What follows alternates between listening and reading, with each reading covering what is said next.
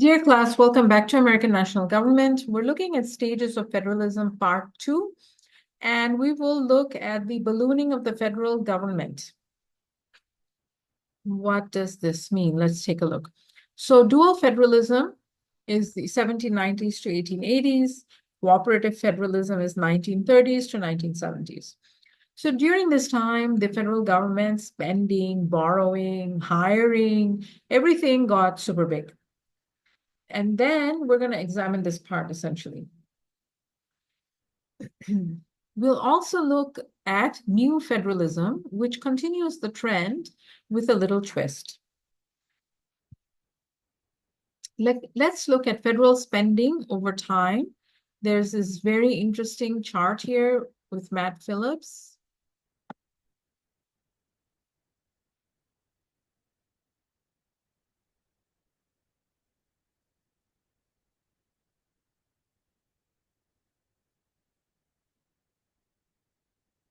And let's share that.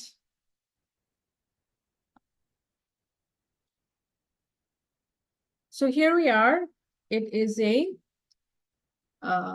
graph, essentially. The title of the article is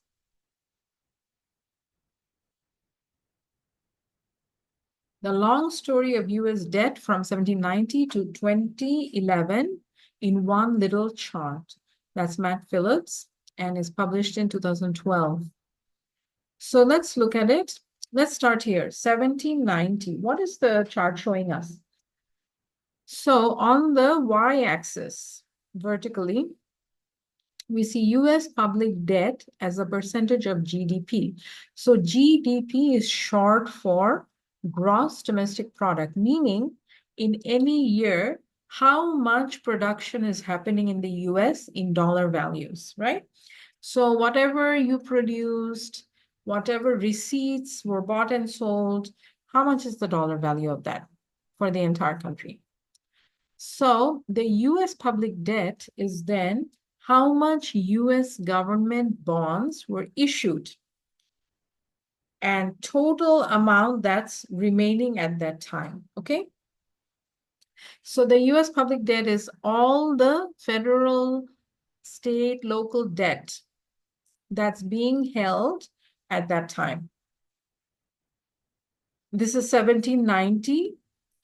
And in 1790, you see that the percentage, the public debt as a percentage of GDP is 29.6%, meaning that if the GDP was $100, that means if we are producing $100 worth of products, we were borrowing $30 just to make that. So there's a percentage, borrowing and output, kind of, okay? So if you look at 1790s, what was happening here? The US government had just come out of a war and it had borrowed millions of dollars from France and Holland, right? And so the US government had to pay that loan back. And so you can see it was borrowing money to do that. And so it would issue government bonds and then the public would buy that. And then they were promised a certain amount of interest at the end of a certain time. For example, after 10 years, after 5 years, after 30 years. And so people started to put their money in the government bonds. And then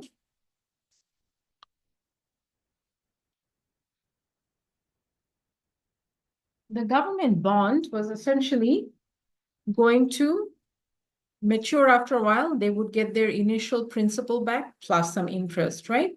So that's how the government paid off the debt.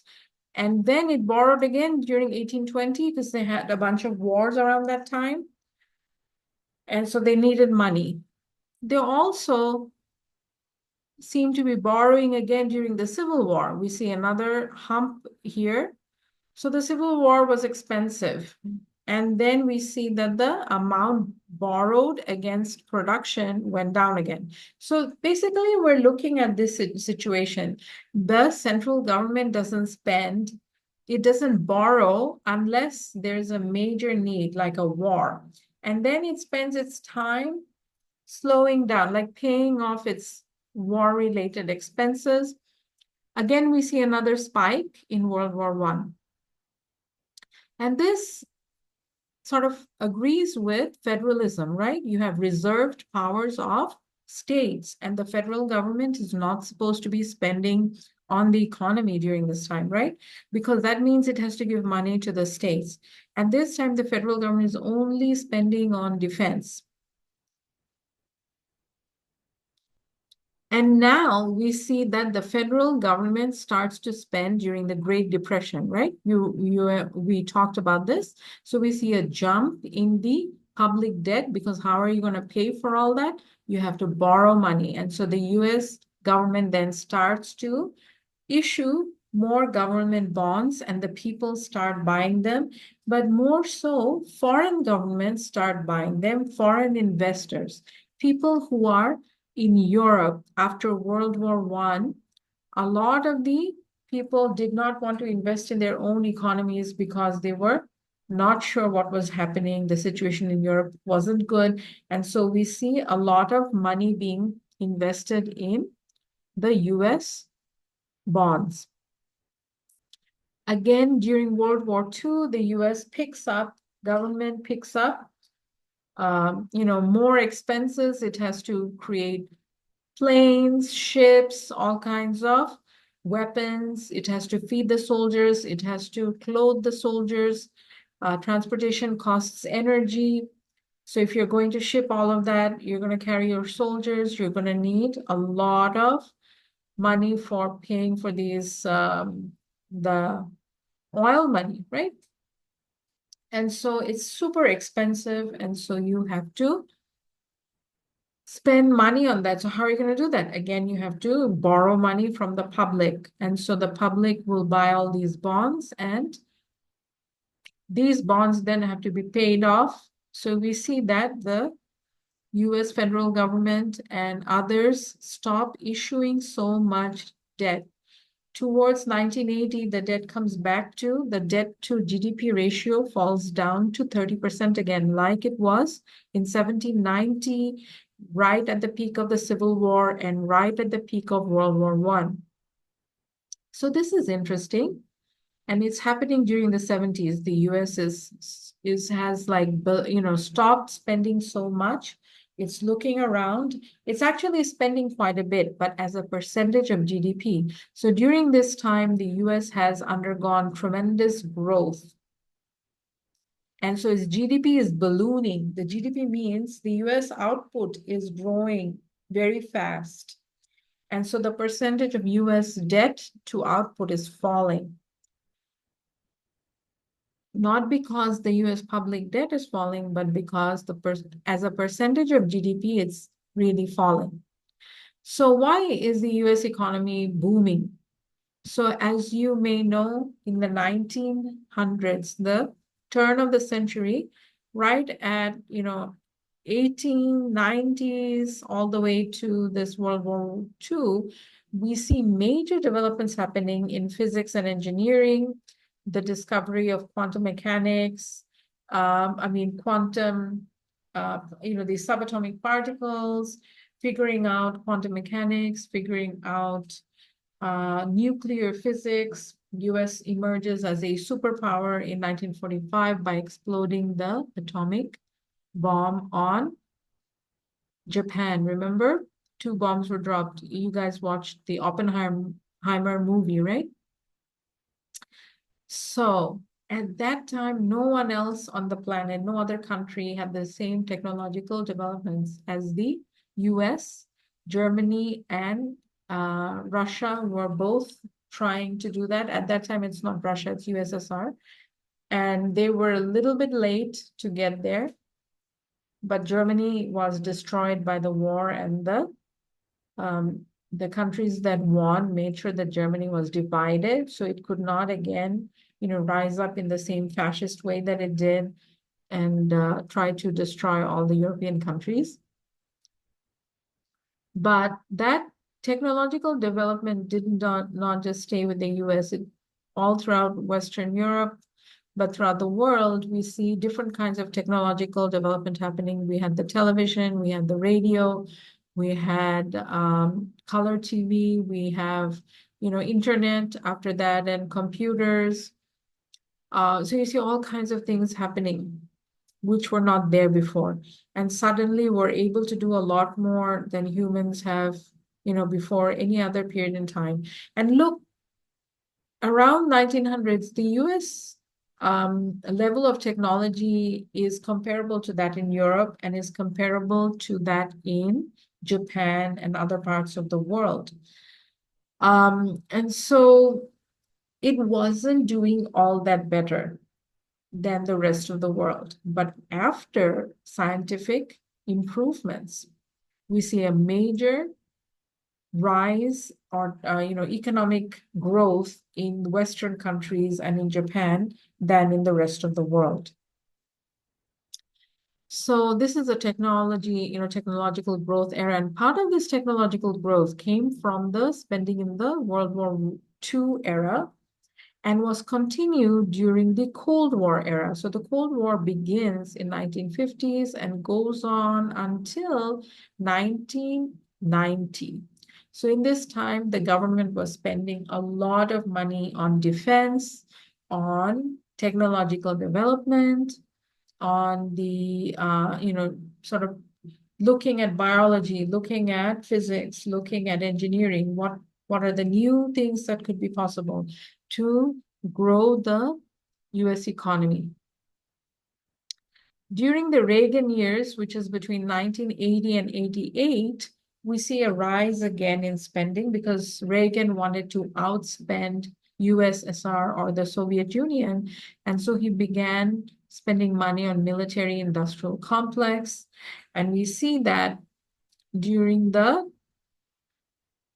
1990s, it kind of peaks out and falls during the Clinton era and then rises during George W. Bush's presidency because he starts engaging in war in Afghanistan and Iraq, right? So spending, the public debt went up because he was borrowing more money, and as a percentage of GDP, the numbers go up again to almost 60%. And look, during the Reagan era, it's almost 50% at the peak time. And then, during the Reagan era, it's between 20 and 40%. And then during the early 2000s, or rather the 1990s, it peaks at 50% and then falls during the Clinton era and then rises up again during the Bush era. So this was a very interesting thing to look at because it gives you an idea of what was happening. It's essentially wartime spending. The governments have been careful, the federal government during dual federalism has been careful not to spend on anything else other than defense.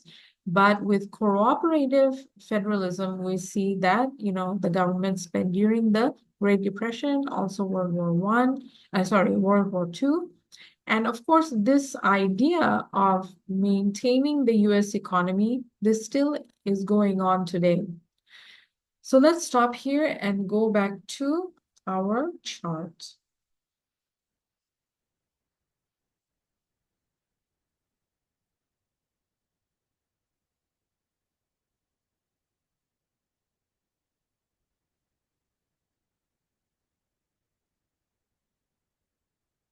So that was a fun video. Let's look at this other video here. Federal revenues and spending. So American Government 3E looks at sources of federal revenues and state revenues in 2018. Let's go there. Page 70 something. Let's see.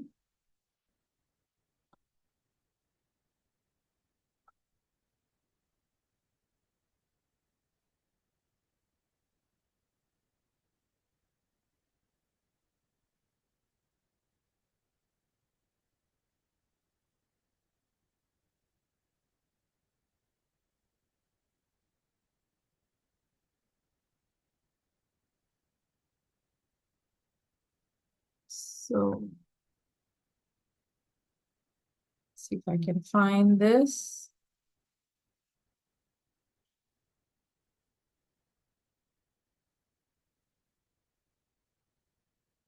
Let's look at the evolution of American federalism. Before that, we have some charts. All right.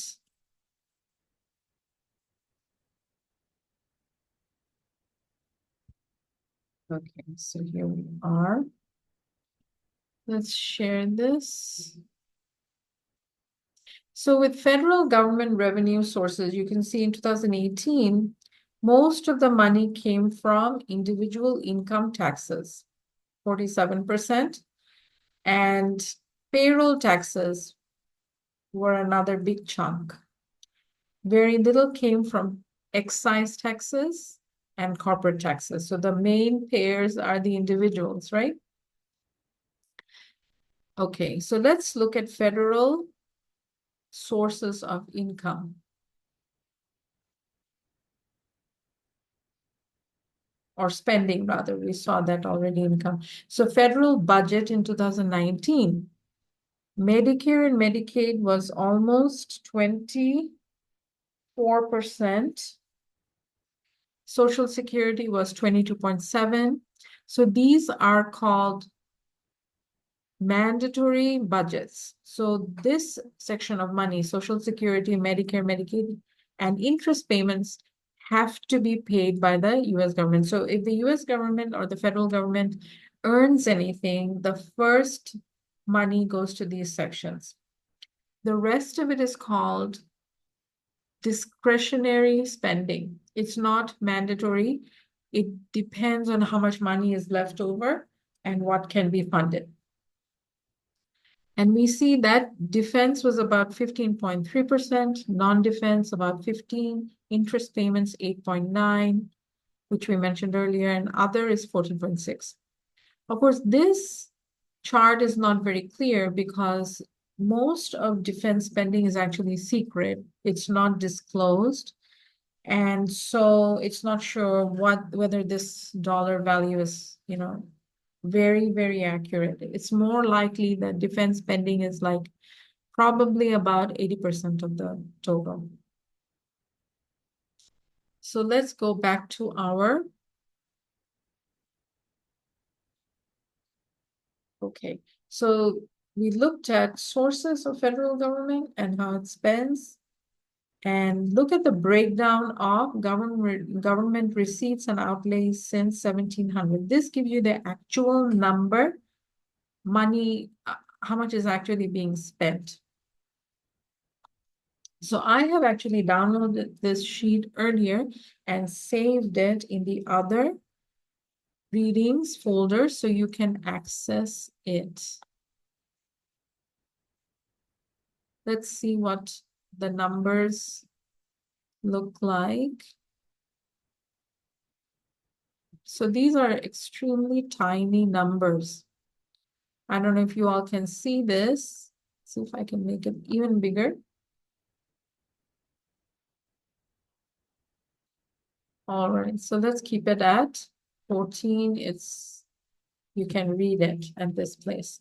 So 1789 to 1849, the total receipts for the government were $1,160 million. That means that's how much the government total GDP during that period was. And this is not even for 1 year. This is like over 50 years. So $1.16 million only. And it spent 1.09, sorry, this is a comma. So this is $1.1 billion, which is the total revenue for the government between 1789 and 1849. And expenditure for that period was $1.09 billion. So there was a surplus. It's positive, right? Look in 1850 and 1900, you had the Civil War. Suddenly the receipts for those 50 years had gone up to $14.4 billion, 14.5 almost. So the government raised that much money in 50 years in the form of taxes and borrowings. And the total outlays were 15.5 million. This is how much they spent. So a deficit occurs here, right? We saw the lump during the Civil War era. Now, World War I starts around 1914 and US enters around 1917.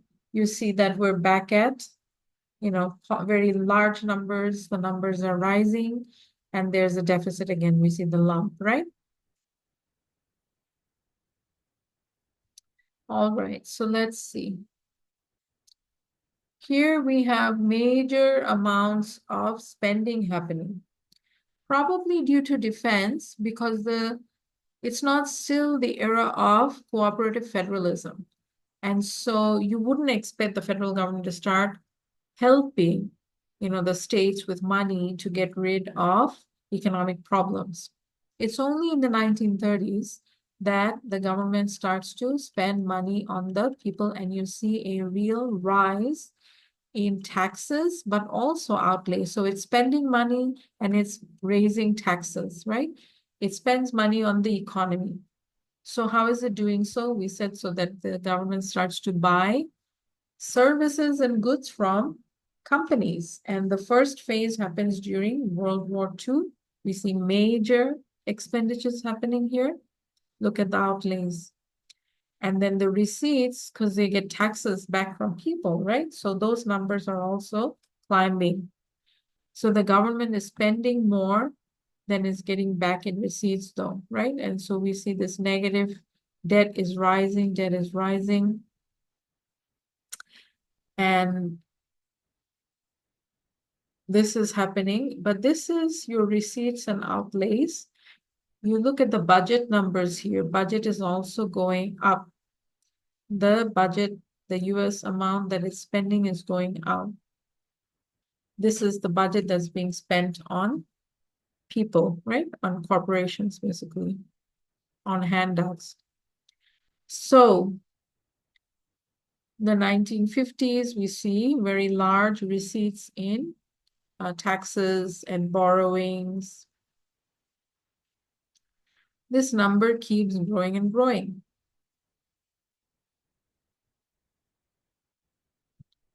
And so is the budget. We see the budget is also growing and growing, right?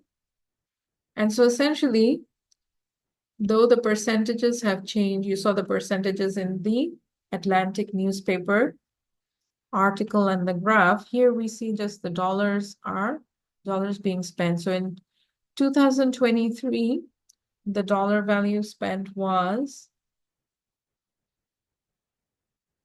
6.134 trillion, 6.1 trillion essentially. And it got back in receipts, meaning people are borrowing money and also paying taxes, and other investments and other things. Total was 4.4, so there was a deficit, right? So the federal government has been in a deficit situation for a long time. So let's stop here and come back to the main chart. So what was the point of all this? I'm showing you that cooperative federalism was not cheap, right? It's very expensive and it has pushed the federal government into debt. We saw the expenditure actual dollar amounts. If you actually want to see how much the federal government is spending, go to usaspending.gov. It's a website that is managed by the US government. You can look at, explore the data. You can look at different agencies and how much they're spending. You can also see that states are receiving money, award amounts to states and territories. So you can check that if you're interested in looking at how much state governments are getting from the US federal government, right? Let's go back to our chart. So the Cato Institute, again, has a chart. Let's look at that.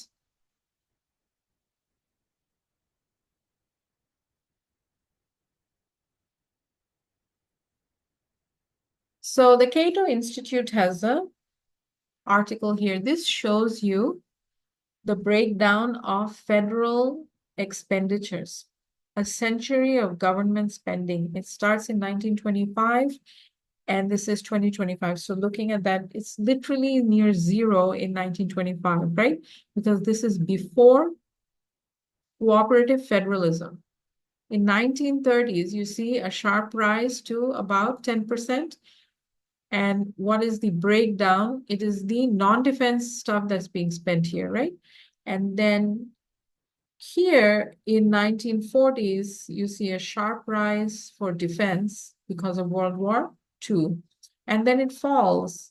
And then it again rises because of the Cold War era with Russia. So what was actually happening, or rather the Soviet Union? The Cold War is essentially an era from 1945 or 50 to the 1990, basically. And during that time, there was a competition between the capitalist countries led by the US and the communist countries to see who was the world number one superpower kind of a deal. Okay.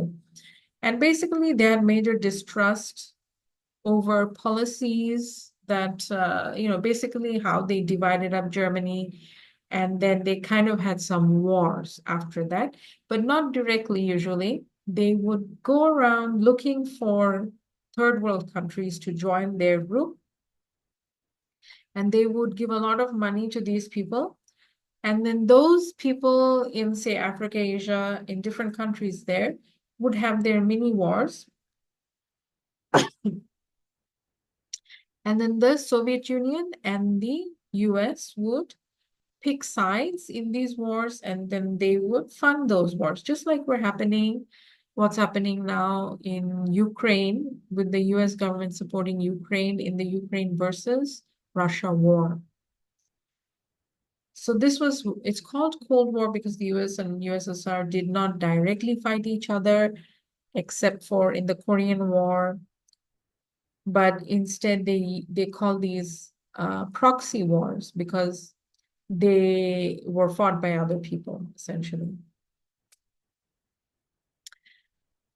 So here we see that the non-defense expenditure has increased to about 25% in 2020. You had the COVID era spending, and then it went down in 2025 to about 20%, and during COVID, it was about 25%. So this, again, is a percentage of GDP. But the defense expenditure has gone down over time, but this is only the disclosed defense spending. There's a lot more money that we don't know how much it is and where it's going. So let's go back to our charts, or rather our presentation. So we see somewhere here.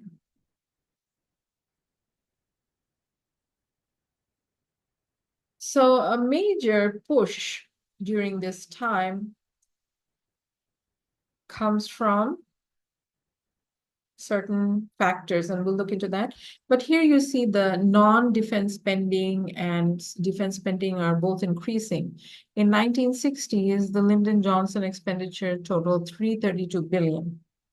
Some of this was to fight, Vietnam War. Some of it was local non-defense spending. Some of it was, just paying for all these programs in the schools and things, right? All right. So let's look at one big factor, and we call it federal government contracting. So I'm going to stop here and then come back to government contracting.